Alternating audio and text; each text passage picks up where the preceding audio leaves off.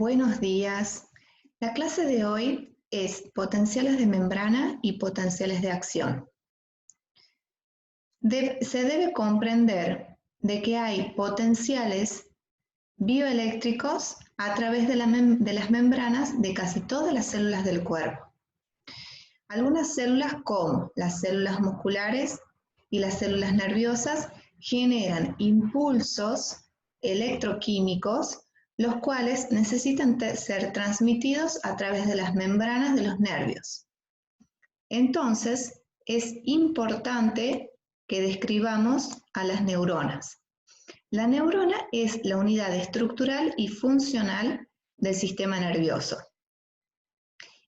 Una neurona espinal típica está constituida por un cuerpo celular o soma, en la cual presenta un núcleo y un gran nucleolo rico en cromatina. El citoplasma que rodea el núcleo se denomina neuroplasma o pericarion. Del cuerpo celular o soma nacen unas prolongaciones arborescentes que son las dendritas. Estas dendritas constituyen la vía aferente o de entrada de la información. También presenta un axón. Este axón puede ser largo y puede llegar a medir metros. Se origina desde una zona del cuerpo celular denominado cono axónico. Este axón es la vía eferente o de salida de información de la neurona. Termina en una zona denominada telodendria axónica y puede terminar en los botones sinápticos. Según el número de prolongaciones, podemos encontrar neuronas unipolares con una sola prolongación en el axón y con regiones que funcionan como dendritas. Las bipolares presentan un axón y una dendrita, y las multipolares que presentan muchas dendritas y un axón. Estas neuronas tienen propiedades fundamentales. Es la unidad anatómica o estructural del sistema nervioso. Es la unidad funcional porque forma parte de todas las vías nerviosas. Es una unidad genética ya que deriva del neuroblasto. Son capaces de excitarse generando impulsos nerviosos. Presentan la propiedad de conductividad. Son la unidad de conducción del sistema nervioso. Es una célula que está especializada en la conductividad. Y también tienen la propiedad de sinapsis, ya que permiten la conexión entre neuronas y la transmisión de señales entre ellas. El transporte de la materia, así como el flujo de información, dependen notablemente de las propiedades biológicas de las membranas. Entonces, es importante que describamos a la membrana plasmática. La membrana plasmática está formada por una bicapa lipídica y también presenta proteínas de transmembrana incluidas en la totalidad de esta bicapa. Esta bicapa lipídica no es miscible con el líquido intracelular ni con el líquido extracelular. Por lo tanto, constituye una barrera para el paso de moléculas insolubles. Entonces, el transporte de estas moléculas se hará a través de estas proteínas de transmembrana y a través de dos procesos básicos que son la difusión y el transporte activo. La difusión es el transporte molecular de la sustancia a través de esta bicapa y puede darse por difusión simple o difusión facilitada. La difusión simple puede darse de dos maneras. Cuando la sustancia es liposoluble, puede atravesar la membrana, la bicapa, a través de estos espacios moleculares sin la necesidad de alguna proteína de transporte. Estas sustancias liposolubles, como por ejemplo el oxígeno, el nitrógeno, el anhídrido carbónico y los alcoholes. Y otro tipo de difusión simple puede darse a través de la ayuda de una proteína de canal ¿sí? Que es sobre todo para transportar moléculas de agua. La difusión facilitada requiere de una proteína de transmembrana que ayuda al transporte de la molécula a través de su unión química a esta proteína. Y el transporte activo es otro tipo de transporte que necesita energía para poder realizarse y también lo hace a través de la unión química de la sustancia a estas proteínas. Entonces, estos canales proteicos se caracterizan por dos características importantes. Son permeables de manera selectiva y se pueden abrir o cerrar por compuertas que son reguladas, por señales eléctricas, que son aquellos canales activados por voltaje, y por sustancias químicas que se unen a las proteínas de canales, que son los canales activados por ligando. Debido a sus propiedades de permeabilidad y el transporte activo, participa en el mantenimiento de una desigual distribución de iones a ambos lados de la membrana. Y esta desigual distribución genera los potenciales bioeléctricos. Estos potenciales de membrana en reposo son necesarios para la excitabilidad eléctrica de las neuronas, de las células musculares esqueléticas y del músculo liso del corazón. Entonces, acá podemos observar esta desigual distribución de los iones. Podemos observar que en el líquido extracelular hay una elevada concentración de los iones sodio, en una concentración aproximada de 142 miliequivalentes por litro, mientras que en el interior la concentración de sodio es muy baja, de 10 miliequivalentes por litro. Sucede lo opuesto con los iones de potasio, los cuales se encuentran elevados en el líquido intracelular en una concentración de 140 miliequivalentes por litro, no así en el líquido extracelular, en donde lo encontramos en una concentración de 4 miliequivalentes por litro. Y también tenemos otras series de iones y sustancias en concentraciones diferentes. Podemos encontrar el ion cloruro en el líquido extracelular, su concentración es elevada, y en el líquido intracelular podemos encontrar elevadas concentraciones de fosfatos y de aniones de carga negativa. Entonces, esta diferencia de potencial eléctrico en condiciones de reposo se denomina potencial de membrana en reposo. Este se lo mide a través de un aparato denominado osciloscopio, que comprende un microelectrodo, el cual penetra la membrana plasmática y se introduce dentro del axón o dentro de la célula, y un electrodo que es colocado en la superficie externa de la membrana plasmática. Así podemos medir el potencial de membrana en milivoltios. Esta diferencia de potencial eléctrico entre la cara interna y externa de la membrana de una célula excitable depende de gradientes de concentración iónica y de la permeabilidad selectiva de la membrana. Entonces, el potencial de membrana en reposo de las fibras nerviosas cuando no transmiten señales nerviosas es de aproximadamente menos 90 milivoltios. Entonces necesitamos saber cómo se origina ese potencial de membrana en reposo. Y se origina gracias a la contribución del potencial de difusión de potasio y sodio a través de la membrana, por la contribución de la bomba de sodio y potasio, y también por la presencia de los iones con carga negativa, es decir, de los aniones no difusibles en el interior del axón nervioso. Contribución del potencial de difusión de potasio y sodio a través de la membrana. Partimos del supuesto de que el único movimiento de iones es la difusión de los iones potasio, a favor de su gradiente electroquímico. Debido a esta diferencia de cociente entre el interior y el exterior, la difusión del potasio nos daría un potencial de membrana de menos 94 milivoltios. Esta difusión del potasio lo hace a través de canales de fuga para el potasio. Estos canales de fuga presentan un filtro de selectividad específico para los iones potasio. En su estructura molecular podemos observar que este canal de potasio presenta una estructura tetramérica con 4 subunidades proteicas que rodean un poro central. En la parte superior de esta estructura proteica presentan unas estructuras denominadas bucles del poro. Estos bucles del poro forman el filtro de selectividad, que está recubierto interiormente por oxígenos de carbonilo. Entonces, cuando el ion potasio, que está hidratado dentro de la célula, atraviesa el filtro de selectividad, reacciona con los oxígenos de carbonilo. Estos oxígenos de carbonilo retiran el agua de estos iones.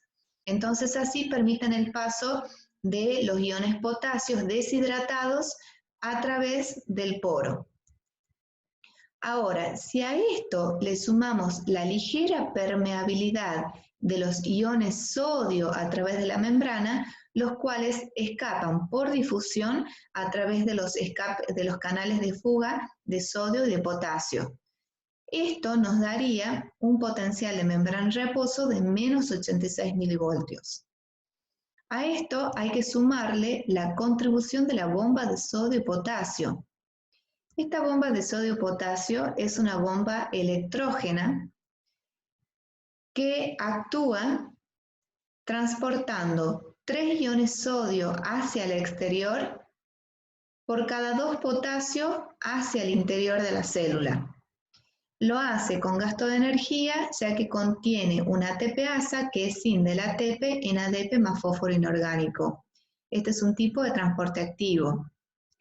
Entonces, esta bomba está sacando constantemente más cargas positivas hacia el exterior, es decir, que estaría creando mayor electronegatividad en el interior de la membrana plasmática, aportando un adicional de menos 4 milivoltios. Entonces, si lo sumamos a los menos 86 milivoltios que teníamos anteriormente, nos daría un potencial de membrana en reposo de menos 90 milivoltios.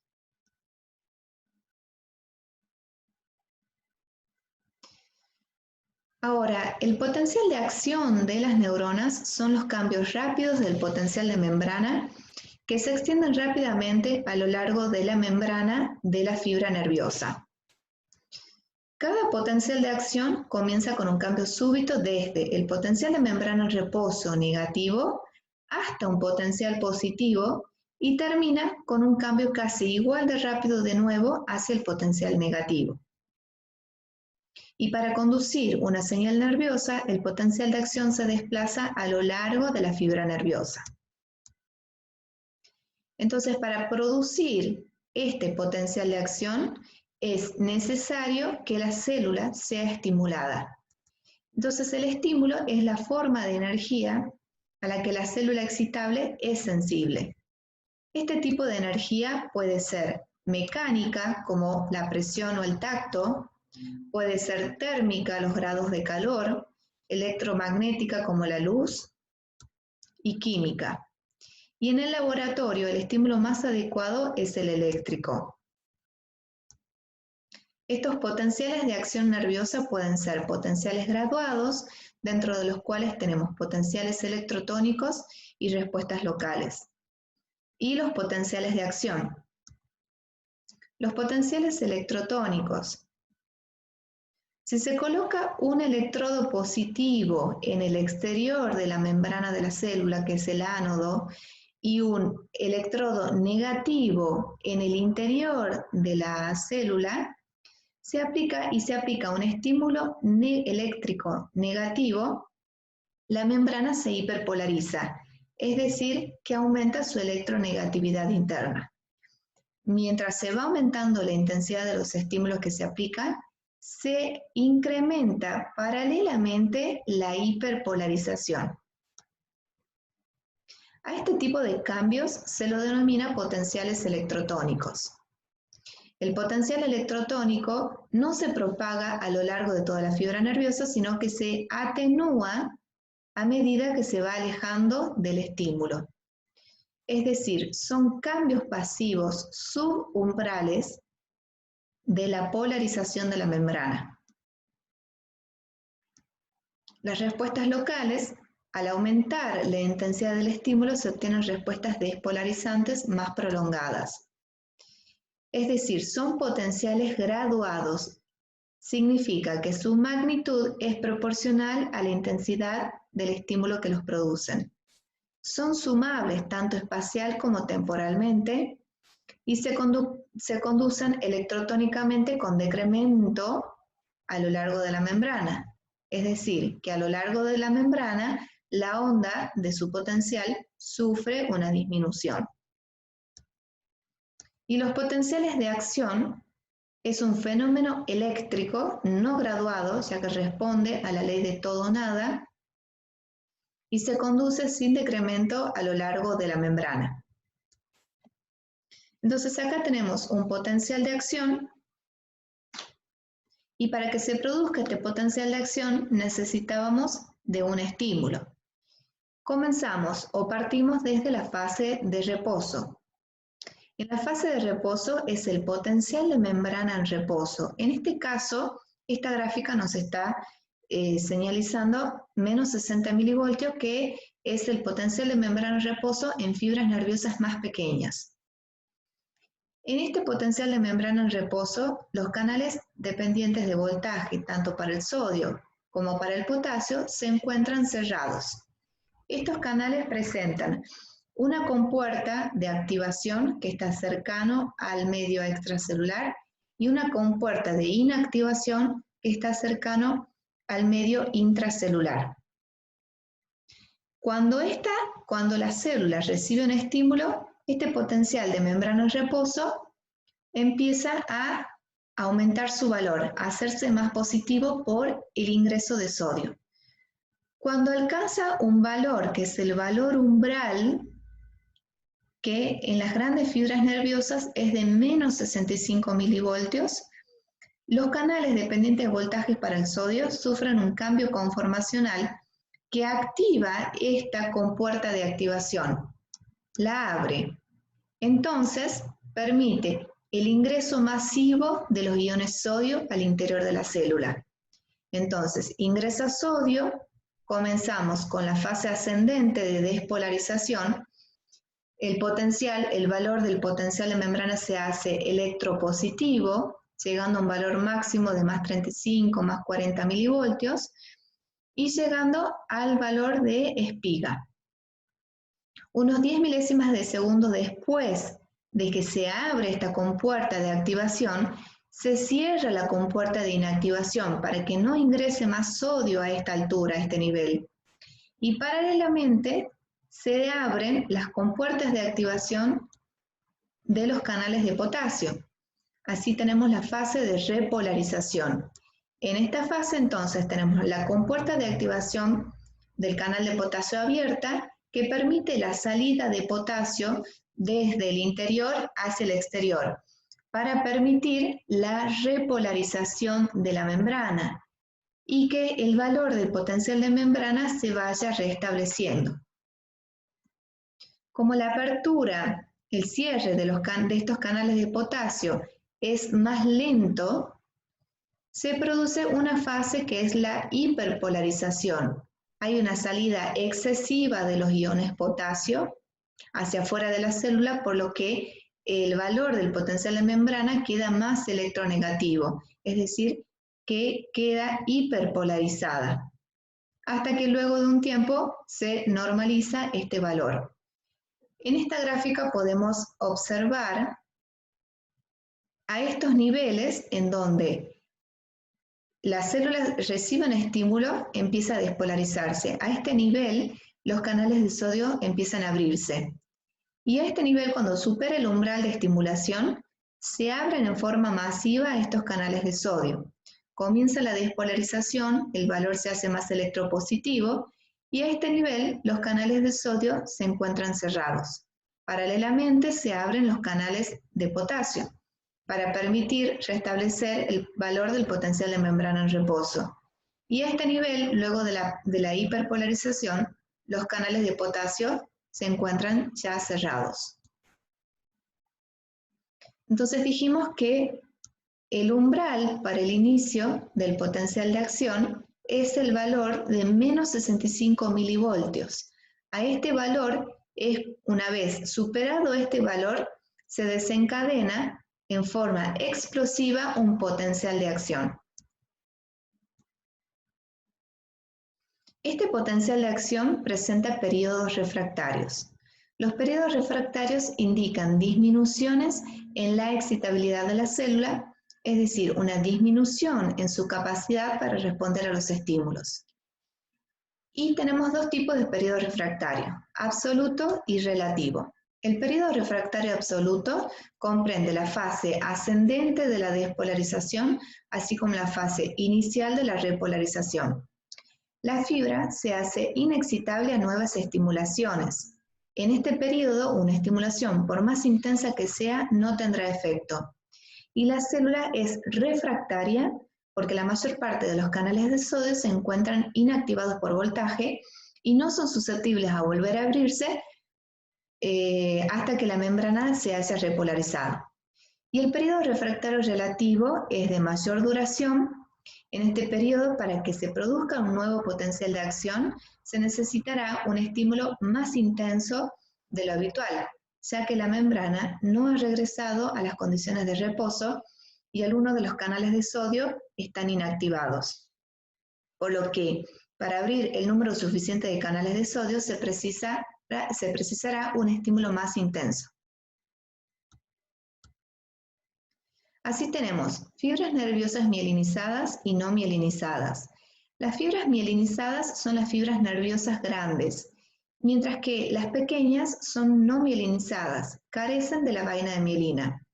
Esta es una fibra mielinizada, es una fibra grande, podemos observar que presenta en su parte central el axón y presenta una cobertura externa que es la vaina de mielina. Generalmente esta vaina o esta cobertura es más gruesa que el propio axón. A una distancia de entre 1 a 3 milímetros, más o menos, encontramos una zona que está desprovista de esta vaina de mielina, que es el nódulo de Ranvier. ¿Cómo se forma esta vaina de mielina? Se forma a partir de la célula de Schwann. Esta célula de Schwann envuelve a un axón con su membrana plasmática y a partir de allí la envuelve varias veces en forma concéntrica y esta es una zona que carece de citoplasma de la célula de Schwann. Entonces, está formada por capas concéntricas de membrana plasmática de la célula de Schwann que contiene una sustancia que es la fingomielina, es un fosfolípido, que es un excelente aislante eléctrico. Aquí podemos observar una fibra nerviosa mielinizada, este es el axón, y toda esta es la capa o la cobertura de la vaina de mielina.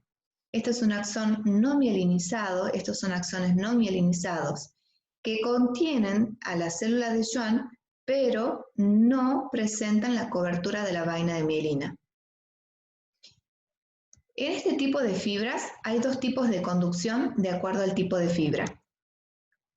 Tenemos una conducción saltatoria que se da en los nervios mielinizados a nivel de los nódulos de Ranvier. Es decir, los iones fluyen a nivel de estos nódulos. Por lo tanto, los potenciales de acción se producen solo en los nódulos.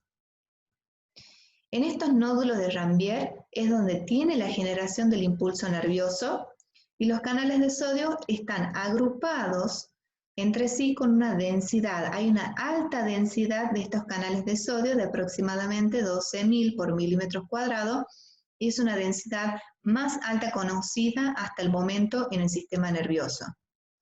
Entonces, estos potenciales de acción se conducen de un nódulo a nódulo a modo saltatorio, por eso se denomina conducción saltatoria. Este mecanismo de conducción saltatoria tiene ventajas, porque aumenta la velocidad de transmisión nerviosa en las fibras mielinizadas hasta 50 veces y también conserva la energía para el axón porque solo se despolarizan a nivel de los nódulos. Y la conducción continua se dará en las fibras amielínicas, no mielinizadas. Aquí se puede observar una fibra nerviosa que fue excitada en su parte media. Estas cargas eléctricas positivas son desplazadas por difusión de los iones sodio a través de la membrana y posteriormente a lo largo de varios milímetros en ambos sentidos a lo largo del axón.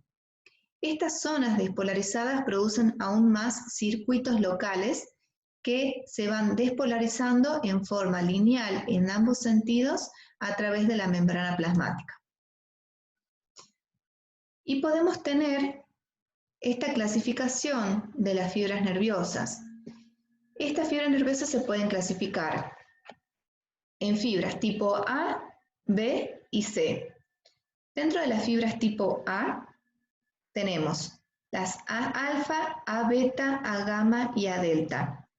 Este tipo de fibras A son mielínicas y difieren en su diámetro y en su velocidad de conducción. Y también estas, por ejemplo, estas fibras A alfa son fibras motoras de la musculatura esquelética, son fibras aferentes de los huesos musculares y tienen una alta velocidad de conducción entre 70 y 120 metros por segundo. Las fibras A beta son fibras aferentes de receptores cutáneos de contacto y presión, tienen una velocidad de conducción de 30 a 70 metros por segundo. Las fibras A gamma son fibras motoras de los huesos musculares, su velocidad de conducción es de 15 a 30 metros por segundo. Y las fibras A delta, que son más pequeñitas, son fibras aferentes de los receptores cutáneos de temperatura y dolor. Transmiten temperatura y dolor. Su velocidad de conducción es de 2 a 30 metros por segundo. Luego tenemos las fibras B, que son simpáticas preganglionares mielinizadas. La velocidad de conducción es de 3 a 15 metros por segundo. Y finalmente tenemos las fibras tipo C, que estas son fibras amielínicas. Son fibras aferentes de los receptores de dolor y también de temperatura. Transmiten a una velocidad de 0,5 a 2 metros por segundo. Hay sustancias estabilizadoras de las membranas, ¿sí? Para evitar que se desencadene el potencial de acción. En este caso podemos hablar de los anestésicos locales. Estos anestésicos locales son fármacos que aplicados en concentración suficiente en su lugar de acción impiden la conducción de impulsos eléctricos por la membrana del nervio y el músculo en forma transitoria y predecible, originando la pérdida de sensibilidad en una zona del cuerpo. El mecanismo de acción de estos anestésicos locales es impedir la propagación del impulso nervioso, disminuyendo la permeabilidad del canal de sodio, es decir, bloquean la fase inicial del potencial de acción. Y estos, para que actúen, deben atravesar la membrana plasmática, ya que su acción farmacológica fundamental se lleva a cabo uniéndose al receptor del lado citoplasmática de la misma, es decir, estos anestésicos locales bloquean al canal de sodio, por lo tanto, no se pueden abrir y no se puede producir la fase de despolarización, o sea, no se puede generar el potencial de acción, entonces producen un bloqueo del canal. Las fibras mielínicas más sensibles a los anestésicos locales son las fibras más delgadas tipo A delta, ya que estas presentan más nódulos de Rambier por unidad de longitud. Por lo tanto, la sensibilidad de estos anestésicos locales estará más agudizada a las fibras que transmiten dolor, que son las fibras tipo C y las mielínicas tipo A delta. Bien, bueno, para finalizar la clase, la bibliografía, la cual pueden consultar, es el Guyton, ¿sí? Y la Fundamento de Fisiología del libro Cuenca. Bueno, muchas gracias por su atención y hasta la próxima.